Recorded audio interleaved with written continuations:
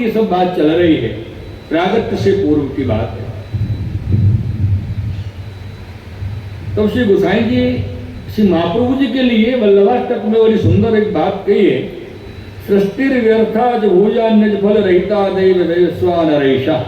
ऐसे श्री गोसाई जी वल्लभाष्टक में आप कहे हैं। और सर्वोत्तम जी में भी आई है कि दैवोद्धार प्रयत्नात्मा, दैवी सृष्टि के उद्धार के लिए तो आपको प्रागट्य है। श्री गोवर्धन नाथ जी श्री महाप्रभु जी को आज्ञा की कि आपके जो ब्रजभक्त गोपाल ग्वाल सहित 84,252 जो अंतरंग वैष्णव हैं, आपके कृपा पात्र सेवक हैं, सब भूतल पर प्रादुर्भाव भय हैं। आप अपनी इच्छा से करके दैवी सृष्टि तो भूतल पर चारों वर्ण में है, ताको उपशरण शरण उपदेश दे पांचवों वर्ण प्रकट करना। ये पांचवें वर्ण की बात आपको याद आई? नहीं है, नहीं है, भूल गए। कल ही तो आप श्री ने वचनामृत में पांचवें वर्ण की बात करी, अब भूल गए। उन्हें शूद्र को ब्राह्मण बना दिया श्री गोसाई जी ने। या विषय पे आप अरे शूद्र को वैष्णव तो कियो लेकिन ब्राह्मण बना दियो, ये बात आई कि नहीं? आपके वचनामृत में भी आई। वैष्णव हो के मैंने ब्राह्मण जैसा बनवे लगे, रहने लगे तो राजा से शिकायत करी तो बात आई ना, ब्राह्मण की चाल चले।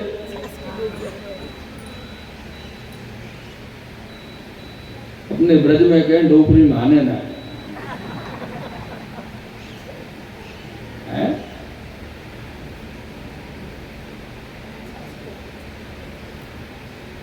स्मरण रखना, श्री महाप्रभु जी प्रकट हुए के पांचवों वर्ण प्रकट किए हैं। वर्ण तो चार हैं ना, ब्राह्मण, क्षत्रिय, वैश्य और शूद्र। और वैष्णव जो अपना वर्ण है वो पांचवों वर्ण।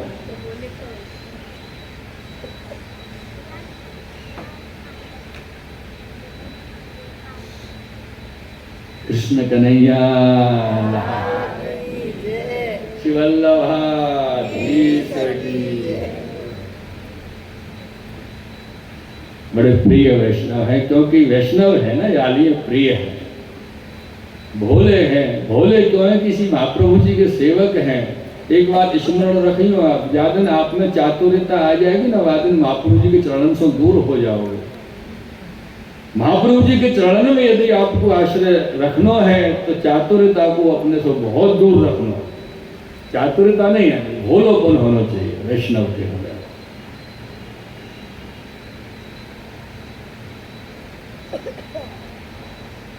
कृष्णदास जी ने एक पद की बड़ी सुंदर लिखी कही है, अभय दीनो लेके हरिदास वर्य वेग कृष्णदास पंचवर्ण छाप छापी।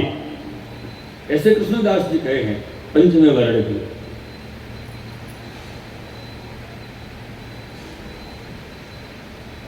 यहां आपको जो मूल स्थान है पैतृक, वो है काकरवाड़ गांव दक्षिण में।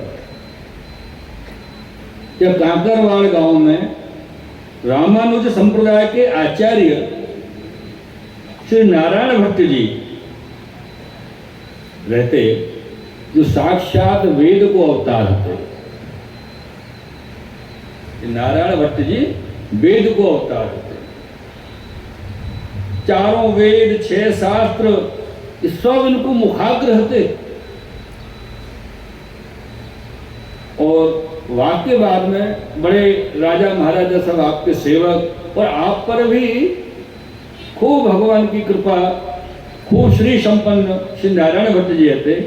तो नारायण भट्ट जी ने अपने जीवन में एक विचार किया कि सोमयज्ञ किया जाए।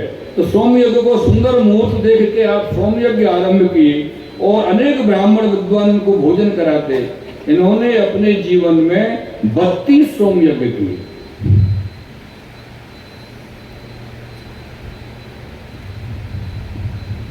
जब 32 सोमयज्ञ किए तो सोमयज्ञ के पश्चात पूर्ण होने के समय सोम यज्ञ के कुंड में से आकाशवाणी हुई कि नारायण जी धन्य आपको यज्ञ पुरुषोत्तम ने स्वीकार किया। वाई समय पे वह यज्ञ कुंड में से एक भगवत स्वरूप प्रकट हुए श्री मदन मोहन जी, जो आज पुष्टि मार्ग के सप्तम ग्रह के निधि स्वरूप विराजे, वह समय प्रकट हुए।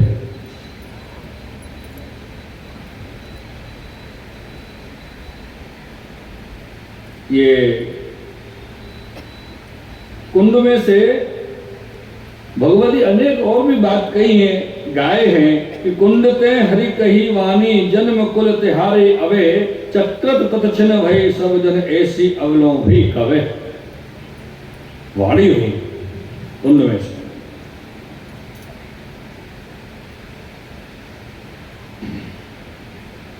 सुनत ही मन हर्ष कीनो धन्य धन्य अहो सवे तब नारायण भट्ट की बहुत प्रशंसा वहां पे भई।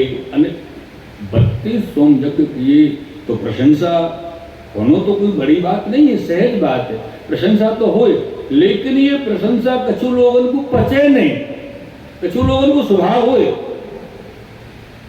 कि करने वाले परिश्रम कर रहे हैं, द्रव्य खर्च कर रहे हैं, सब कुछ कर रहे हैं, और इतना करने के बाद में सहज कीर्ति तो होनी ही है।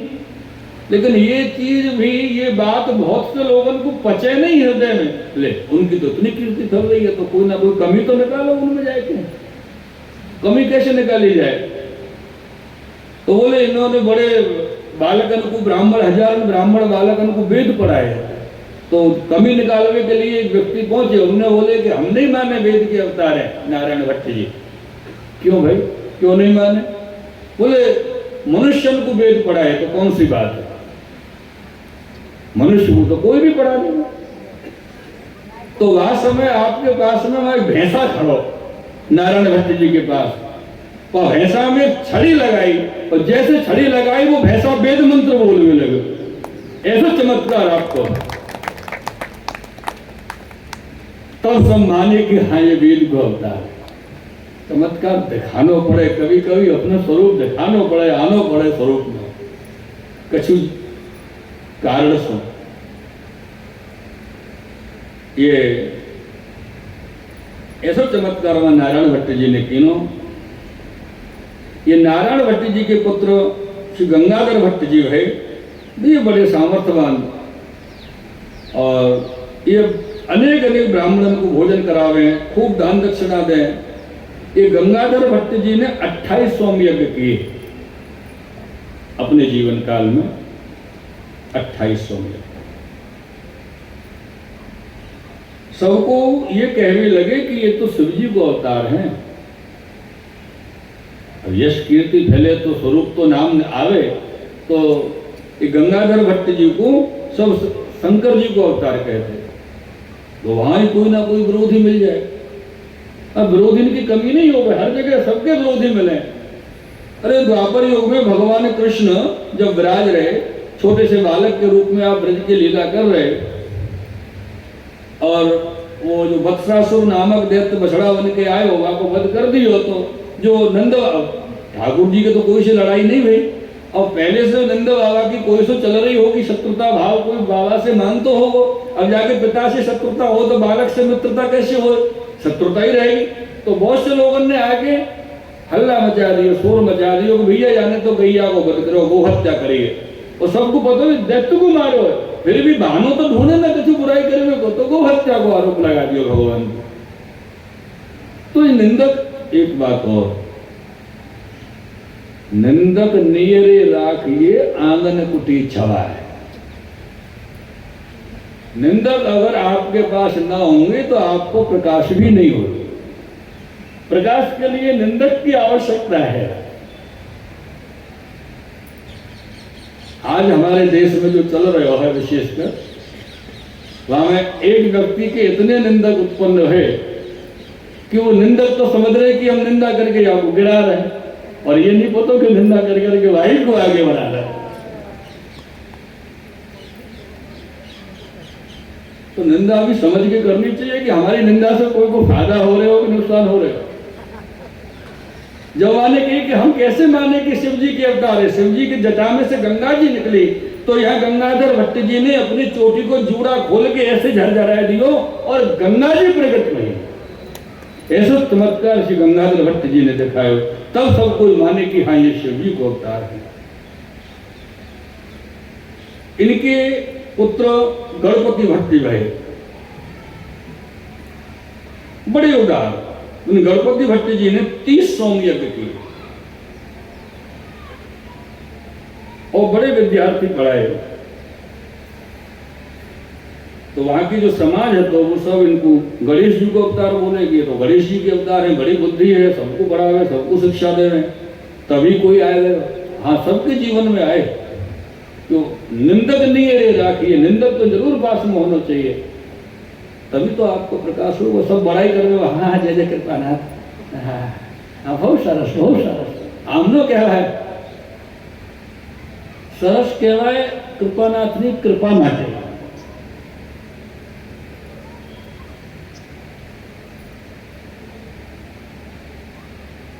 एक बात और, अगर आप अपने जीवन में कोई अच्छा कर्म कर रहे हो, कोई अच्छा कार्य कर रहे हो और आपकी सराहना हो रही है, और सिर्फ सराहना ही हो रही है और कुछ नहीं हो रहे हो, बुराई करने वाला कोई है ही नहीं, इतना अच्छा कार्य कर रहे हो, अपने मार्ग में सही चल रहे हो, तो समझ लो कि बहुत जल्दी पतन है वेगा। जब तक 2-4 बुराई करने वाले न मिलेंगे तब तक पतन है। तो बुराई करने वाले को अर्थ है कि आपकी बुराई ढूंढने वाले ही आपको सही बनने को अवसर देंगे। आप में गलती है, आप में कमी है, आप में कोई बुराई है, ये आपको तो पता नहीं है। अच्छा, हमसे अच्छा चश्मा सामने वाले को हो, वो हमारी बुराई को, सब चीज को बड़े गहरी नजर से देखे और देखे तो बताओ, हाँ ज्यादा हमने अच्छे देखे, ये कमी तेरे भीतर तूने दूर नहीं करी अभी तक, अपन को पता चली अपनी कमी है तो आपको दूर करो। यानी ये बुराई करने वाले, निंदा करने वाले अपने पास होना बहुत आवश्यक है, ज्यादा नहीं, 2-4 ही हो, बहुत आवश्यक है। तो ये गणपति भट्ट जो हैं,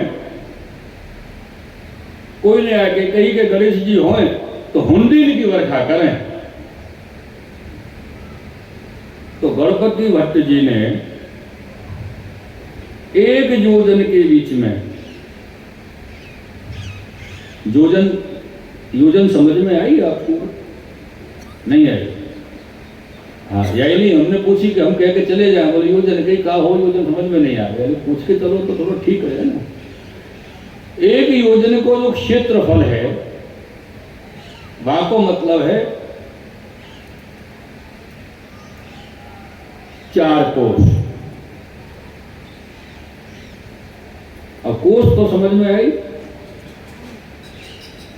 4 कोस का मतलब है 12 किलोमीटर को क्षेत्र, 1 योजन हो। 1 योजन यानी 12 किलोमीटर के क्षेत्र में 1.25 पहर तक गणपति भट्ट जी ने हुंडी की वर्षा कराई। 1.25 पहर, 1.25 पहर कितना समय हो? हाँ, सोचो, नहीं सोचो,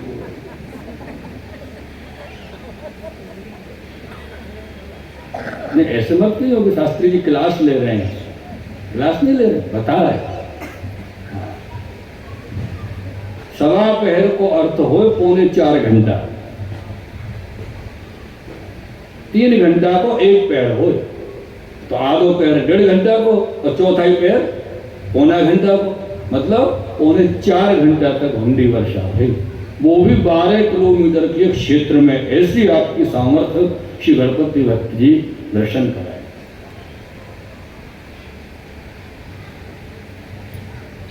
इनके पुत्र श्री वल्लभ भट्ट जी है। वल्लभ भट्ट जी ने 5 सोम यज्ञ किए और ये सूर्य नारायण को अवतार कहलाए। तब कोई ने कही कि अरे हम सूर्य कैसे माने, दिन में तो सब सूर्य चमके, रात में दोपहर करके दिखावे तो जाने। ये ऐसे जब कोई ने इनसे कही तो इनने 12 कोस के बीच में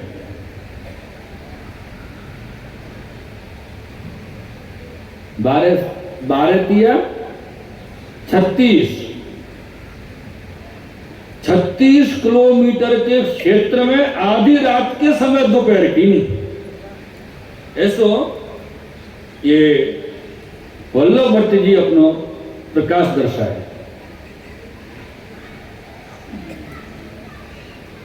इनके पुत्र शुद्ध सत्व श्री वसुदेव जी को अवतार श्री लक्ष्मण भट्ट जी, इन्होंने भी 5 सोम यज्ञ किए। जब 5 सोम यज्ञ हुए तो आकाशवाणी हुई कि लक्ष्मण भट्ट जी तुम धन्य हैं, तुम्हारे यज्ञ श्री पुरुषोत्तम ने भोग किए हैं, स्वीकार किए हैं। अब तक आपके पूर्वजन से लेकर अब तक आपके कुल में 100 सोम यज्ञ है और या कुल में 100 सोम यज्ञ होए वह कुल में नारायण भगवान पुरुषोत्तम प्रकट हो।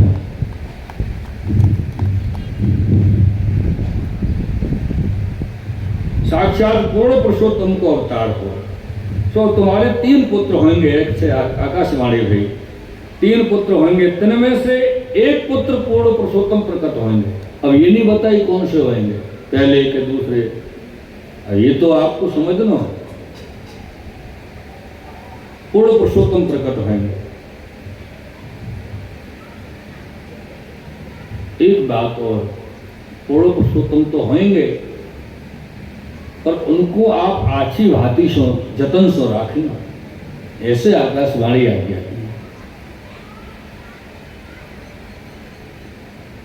ऐसी आज्ञा सुनकर श्री लक्ष्मण भट्ट जी को परम आनंद भयो तो आछो मुहूर्त देख के पुण्यावाचन किए और 10,000 ब्राह्मणों को भोजन करवाए, तब यज्ञ की पूर्णाहुति किए। तब पाछे कितने एक दिन पीछे आपके यहाँ प्रथम पुत्र को जन्म भयो, प्रागट्य भयो और ये प्रथम पुत्र भय श्री केशवपुरी जी।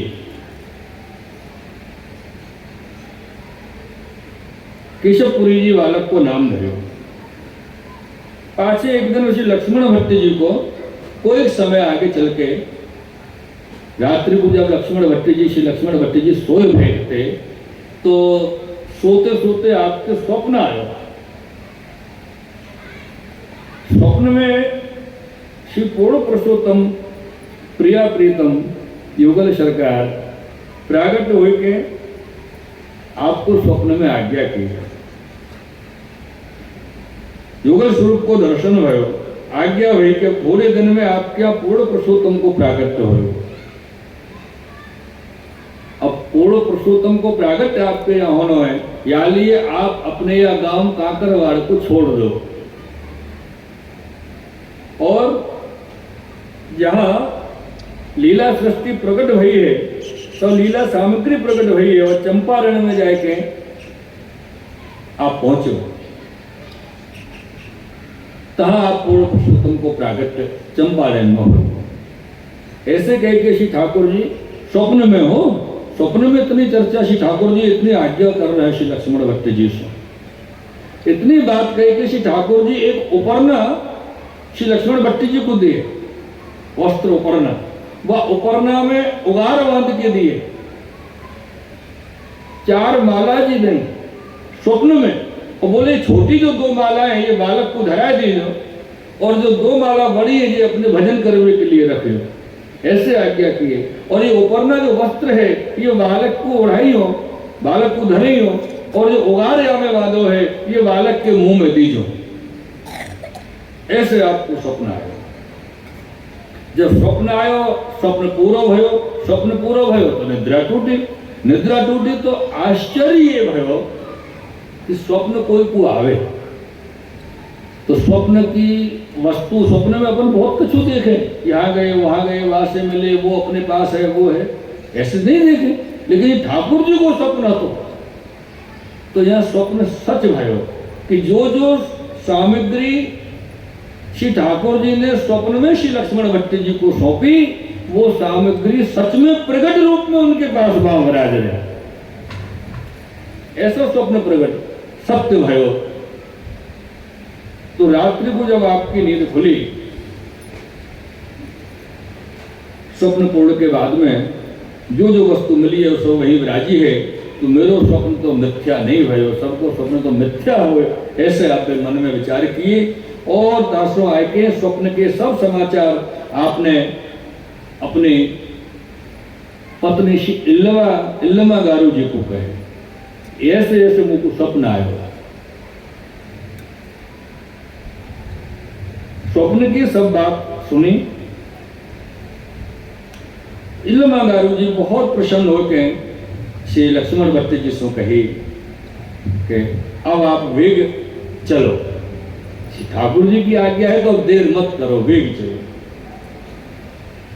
पर ये सब बात पूरे परिवार को तो नहीं बता सके, यानी ये पूरे परिवार लेके चलना है, पूरे परिवार को संग में अपने कुटुंब को लेके चलना है, तो यात्रा पमिश करके आप चले, यात्रा करके जा रहे हैं। वहां से चले, कछुक दिन में प्रयागराज आए, तहां तीर्थ स्नान किए, ब्राह्मण भोजन आदि करा के आगे चले तो कछुक दिन में आप काशी विराजे। काशी में कछु दिन रहे, वो मलिच्छन को उत्पात बढ़ो, उपद्रव बढ़ो है, तो वहां से आगे चले हैं तो चंपारण में आप पधारे हैं। लेकिन रात्रि को समय शाम हो गई है, चंपारण तो अरण्य है, वन है, और वह वन में तो बड़े तामसी जीव है, हिंसक जीव है, डर लगे कैसे रात्रि में आ रहे हैं। तो यालिए रात को वह न रुक के श्री लक्ष्मण भट्ट जी थोड़े आगे बढ़े। वह नगर चूड़ा एक गांव है, नगर चूड़ा गांव में जाके आपने रात्रि व्यतीत करी। जब वह नगर चूड़ा गांव में आप पधारे, वहां पहुंचे, मुकाम कियो, तब इल्लमा गारू जी को ऐसो लग्यो कि मेरो गर्भ तो श्रवित भयो। तो उन्होंने ये बात श्री लक्ष्मण भट्ट जी को कही, विनती करी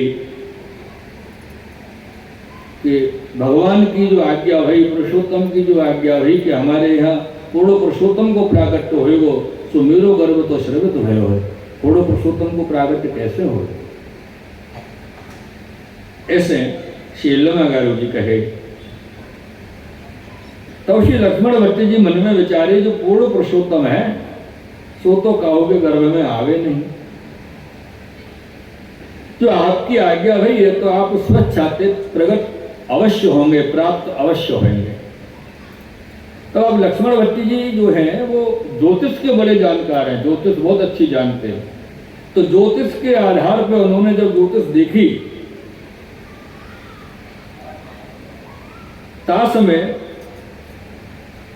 पुरुषोत्तम के प्रादुर्भाव के सब चिन्ह आपको वहां ज्योतिष के आधार पर दृष्टिगोचर हुए। जो मुहूर्त लग्न जो हो गए पुरुषोत्तम के प्रागट्य की, वो सब वह समय आए हैं, ऐसा आपने नहीं किया। तब आप मन में प्रसन्न प्रफुल्लित भय, और मन में वन में सब हरियो दिख रहे हो, दिशा प्रफुल्लित दिख रही है, सब आनंद हरे हो, जीव जंतु पक्षी चहक रहे, ऐसा आनंद वह जगह बन रहे हो, आनंद की दशा बन रही है। और एक बात, ये जो गांव है तो नगर चूड़ा, या गांव को जो राजा हो वो थोड़ा अच्छे स्वभाव को नहीं है,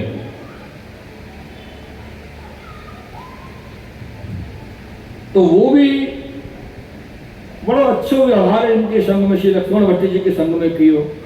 इनको लगे ये तो पुरुषोत्तम के पधारवे के ही लक्षण है, कि बड़ो पुरुषोत्तम पधारेंगे, बड़ा हर्ष हो रहे हो। और ऐसा मन में विचार करके कि श्री पुरुषोत्तम निश्चित ही प्राप्त होंगे, कही के आप फिर सोए। जब प्रातः काल भयो, लौट के फिर रात्रि में आपको स्वप्न आयो, और स्वप्न में आज्ञा हुई जो मेरो प्रागट्य तो मेरी इच्छा स्वयं होगो, सो तुम इल्लमा गारू जी को फिर चंपारण में आई हो, तुम और इल्लमा गारू जी पुनः चंपारण में आओ, ऐसी स्वप्न में आज्ञा हुई। प्रातः काल भयो, और एक बात, पूरा परिवार कुटुंब अपने संग में पुरुषोत्तम की बात कैसे करें। इतने समय में जो काशी में उपद्रव भयो मृक्षण को, वो शांत है गयो। अपने सब सगे वाले परिवार वाले जो हते श्री लक्ष्मण भट्ट जी ने उनसे कही कि वहाँ उपद्रव शांत है गयो है, आप सब काशी जाओ, काशी पधारो, हमू कछु दिन में काशी आवेंगे। ऐसे सबको विदा करके फिर श्री लक्ष्मण भट्ट जी और श्री इल्लमागारू जी चंपारण वन के लिए, चंपा के वन के लिए पधारे। वहां जाके देखें तो भीमरथी नदी के तीर पे 1 योजन के बीच में 40 हाथ को एक अग्निकुंड है। वह अग्निकुंड की, वो अग्निकुंड आपकी इच्छा से प्रकट हुआ, ऐसे नहीं कोई ने बनाया, ऐसा नहीं है। तो अग्निकुंड तो आपकी इच्छा से ही प्रकट भयो है। और अग्निकुंड के मध्य में 4 हाथ को भीमरथी के वालू को चबूतरा बना भयो है, चबूतरा। और वह चबूतरा के मध्य में कोटि कंद्र लावण्य सुंदर एक बालक खेल रहे। तो संवत 1535 माधव मास कृष्ण एकादशी मध्यान्ह काल को समय ज्येष्ठा नक्षत्र वृषभ लग्न रविवार के दिन आपको प्रादुर्भाव हुआ है। श्री वल्लभाधीश की श्री महाप्रभु जी आचार्य चरण प्रकट हुए। आपके प्रागट्य के समय श्री शेष जी सहस्त्र फलन को फैला के छत्र की नहीं छाया कर रहे हैं। मंद मंद फुहार हो रही है। भागवत जी में वर्णन आवे ना ठाकुर जी के जन्म प्रकरण, मंदम मंदम जलधरा। तो यहाँ मंद मंद फुहार हो रही है और शेष जी छत्र वन के वहां पर अपने फलन से खड़े हुए हैं, सेवा में हैं, सिंह गर्जना कर रहे हैं। वाई दिन वाई समय इधर चंपारण में तो श्री महाप्रभु जी को प्रागट हुए। वाई दिन वाई समय वाई लग्न में कंदरा में थे गिरिराज जी में, कंदरा में थे श्रीजी बाबा को प्रागट हुए। और श्रीनाथ जी प्यारे की शिवल्लभा जय हो। श्री गोसाई जी परम श्याम सुंदर श्री हमने ऐसो आनंद है। प्रगटे पुष्टि महारस दे। ये पुष्टि के प्रकट करता और पुष्टि के निधि दोनों स्वरूप एक समय पर प्रकट हुए।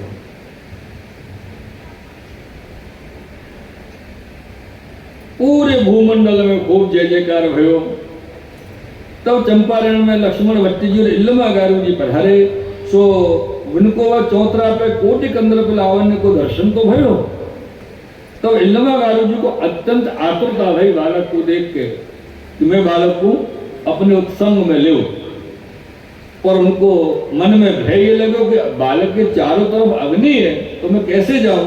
तो वहां समय आकाशवाणी भई कि अग्नि आपको बाधा नहीं करेगी, आप जाके लो, अग्नि आपको मार्ग देगी। तो सुन के इल्लमागारू जी अग्नि कुंड के भीतर जाके अत्यंत प्रीति से बालक को उछंग में लिए हैं। लक्ष्मण भट्ट जी ने दौड़ के अपने कंठ से लगाए। का समय देवता दुंदुभी बजा रहे हैं, दुंदुभी वादन कर रहे हैं, वाद्यंत्र बजा रहे हैं।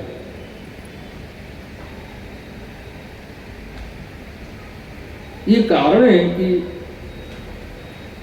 देवता कोई की नहीं सुने। हाँ, ये अपन के तो सुने ही नहीं। लेकिन जब भगवत प्रागट्य होए वहां ये सब भगवत प्रसन्नता के लिए, भगवत आनंद के लिए आगे से आगे पहुंच के अपनी अपनी सेवा प्रदान कर सब देवता। और आज भगवत आनंद भगवत प्रागट्य भयो।